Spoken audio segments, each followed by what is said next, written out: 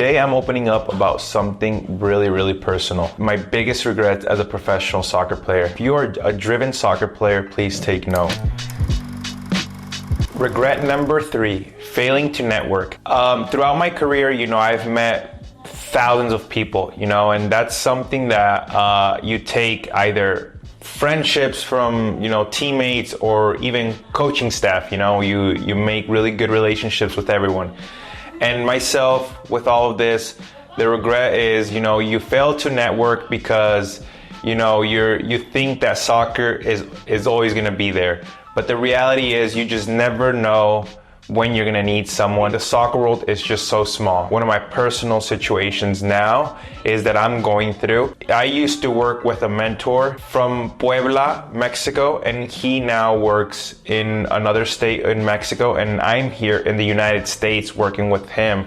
And I built that network with him, and we continue to work. He continues to help me with my personal needs, and that's something that us athletes, we need to leave open. We just got to create our network. We just never know when we'll be able to need each other. Or I would say the soccer world is so small, so we always have to keep the doors open at every base of the soccer career. In today's game, mental health plays, if not, I would say 50% of an athlete, or maybe even more. The mental aspect of the soccer game is always stronger than what people think. The pressure of games, the pressure of training, the everyday performing, social media effects of people that criticize for no reason, or people that criticize to make content, or criticize to make, I would say, better memes or whatever it is, right? Mental health plays one of the biggest roles in an athlete.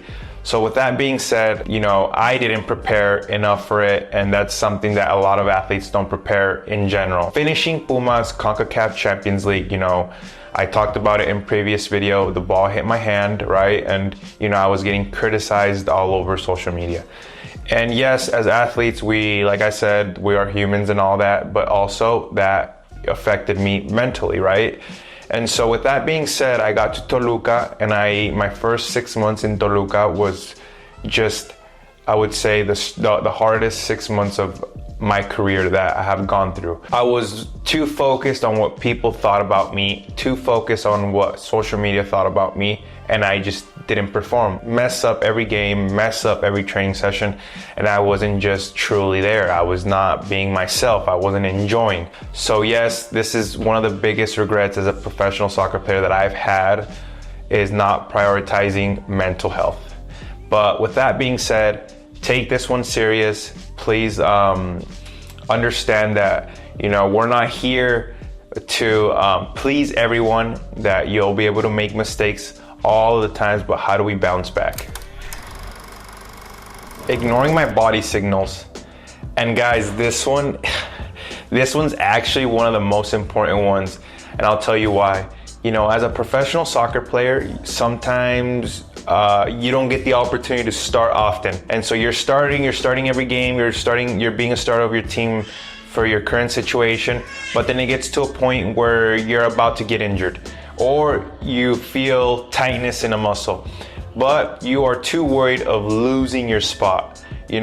As athletes, we have to learn to be able to know your body, understand your body, be able to be healthy for the next game or training session. We always think about, I want to be a starter, so I have to be a starter right away, you know what I mean? So we always want to be a starter. Obviously, that's the number one goal for a soccer player, but with that being said, you always have to understand when your body needs either rest or therapy or anything in general. You know your body. You need to respect your body to be able to approach things. With that being said, in my personal case, I've learned as of a player that I have more games under my belt, that, if you have to foam roll, if you have to stretch, if you have to go to the gym, if you have to do a lot of things beforehand, your body more than anyone else, right? So respect your body, understand that it's better to miss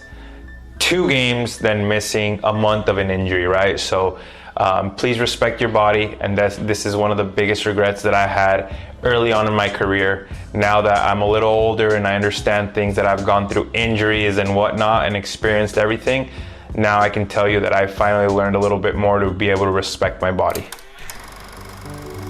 Soccer is a beautiful sport. We all enjoy it, but like I said, this is a roller coaster ride. You have to enjoy to be at the very top. Just like you enjoy the top, there's gonna be times where you're at the very bottom. But when you are at the very bottom, never give up, enjoy the process, enjoy what you do, and obviously don't take things for granted, I would say. Please like and subscribe or comment what you think. At 1,000 subscribers, we'll be giving out a jersey, some soccer cleats, whatever it is, guys. So make sure you guys follow, like, and comment.